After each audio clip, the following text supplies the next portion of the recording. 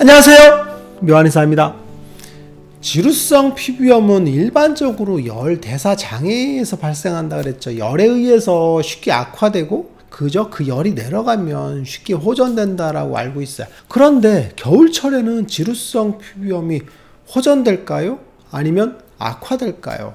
일반적인 예상과 달리 겨울철에도 지루성 피부염은 악화되는 그런 경우가 굉장히 많습니다. 특히 얼굴 병변은 겨울에 특히나 악화되는 경우가 많아서 기름이 많고 각질이 심하게 뜨는 그런 경우가 굉장히 많습니다. 그래서 환자분들이 여름철이 악화되는 건 이해하겠는데 겨울철에 지루성 피부염이 악화되는 이유가 뭔지에 대해서 굉장히 궁금해하세요.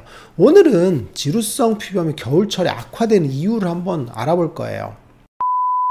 일반적으로 습진성 질환은 여러 가지가 있죠. 아토피 피부염도 있고 화폐성 습진도 있고 접촉성 피부염도 있고 지루성 피부염도 있어요. 보통 습진을 4가지로 분류한다고 그랬죠. 그래서 4가지 카테고리에서 본다면 아토피 피부염 같은 경우는 이제 아토피는 알레르기성 만성 습진이라고 했죠. 그래서 알레르기인자에 의해서 만성 습진이 악화되는 특성을 갖고 있는데 일반적으로 아토피 피부염은 여름철에 좀 더 악화되는 특성을 갖고 있어요. 기본적으로 전신에 발생하는 그런 문제들이 있고 또 하나는 접히는 부위에 발생을 하죠. 그러니까 접히는 부위의 특성에 따라서 여름철에는 접히죠. 그러니까 이 안에 열이 더 많아지는 그런 특성을 갖고 있죠. 그래서 아토피 피부염은 여름철에 대부분 악화됩니다. 목 같은 경우도 그죠? 여름철이 좀 더 접히니까 열이 많아지게 되겠죠. 그래서 열에 의해서 악화되는 그런 특징, 그리고 혈액순환 자체가 여름에 더 풍부하게 되니까 악화되는 특징을 갖고 있어요. 그런데 아토피는 이제 겨울철에는 건조해서 문제가 되는 그런 특징이죠. 그래서 가렵고 긁게 되는 문제가 있지만 만성 습진의 문제들은 여름철에는 비해서 겨울철은 조금 더 줄어드는 특성을 갖고 있죠. 알레르기는 비슷하겠죠. 그래서 아토피는 여름철이 좀 더 심해지고 겨울철은 좀 완화되는 특성을 갖고 있어요. 그리고 화폐성 습진 같은 경우는 이제 습열 정체라고 했죠. 체액 정체, 수분이 정체되는 건데 아무래도 진물이 많이 나는 특성을 보이게 되는데 여름철은 땀이 더 많이 나고 그죠? 우리의 몸에서 피부 표면에 수분이 더 많죠. 그런데 겨울철 같은 경우는 외부가 굉장히 건조하죠. 그래서 화폐성 습진의 습진 자체의 병변도 조금 더 드라이하게 유지되기 때문에 수분이 쉽게 손실되죠. 그래서 건조하며 과정이 중요한데 화폐성 습진이 이 과정에서 조금은 날씨의 영향을 받아서 이로운 그런 형태를 갖게 되죠. 그래서 화폐성 습진은 겨울철에 조금은 좋아지는 특성을 갖고 있어요. 그리고 접촉성 피부염 같은 경우도 이제 뭔가에 접촉되게 되는데 우리가 흔히 얘기하는 것처럼 땀나고 습할 때 접촉이 더 많이 되죠. 그리고 침투가 더 쉽죠. 그런데 피부에 열이 좀 적으면서 건조하게 되고 땀이 없는 상태에서는 침투가 좀 덜하죠. 그래서 접촉성 피부염도 여름철에 훨씬 심해지고 겨울철은 굉장히 줄어드는 특징을 갖고 있어요.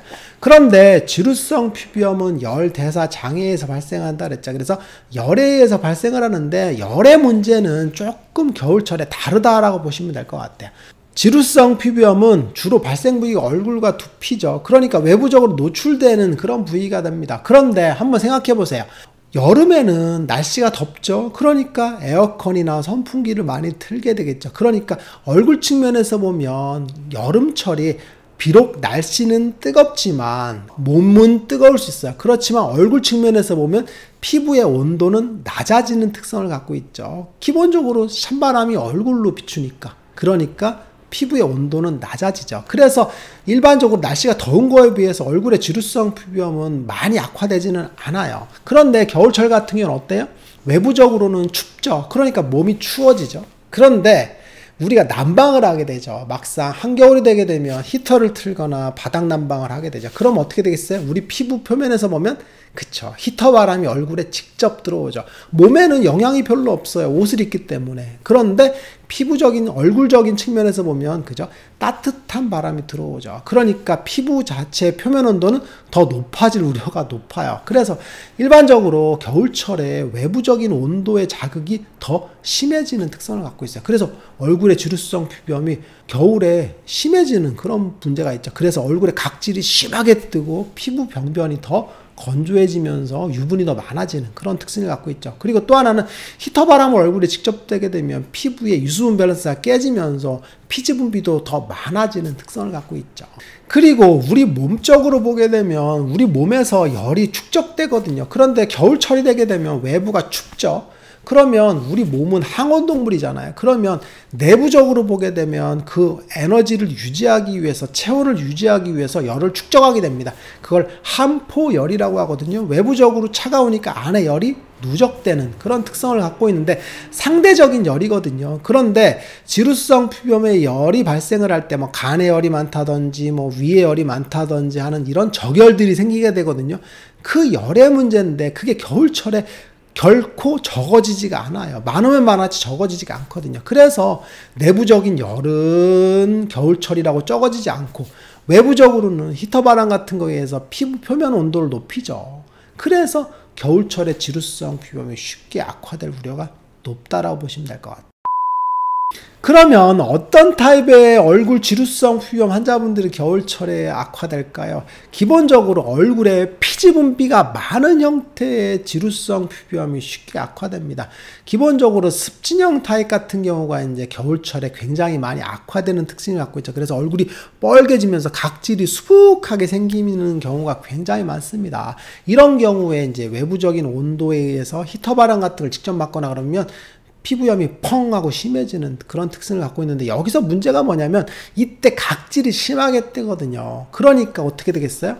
겨울철에 샤워를 하거나 세안을 할 때 각질을 밀게 됩니다. 그래서 밀게 되면 피부 장벽이 무너져 버리기 때문에 갑자기 심해지는 특성을 갖고 있죠. 그래서 이유도 모른 채 습진형 패턴이 심해지는 그런 피부염을 보이게 되겠죠.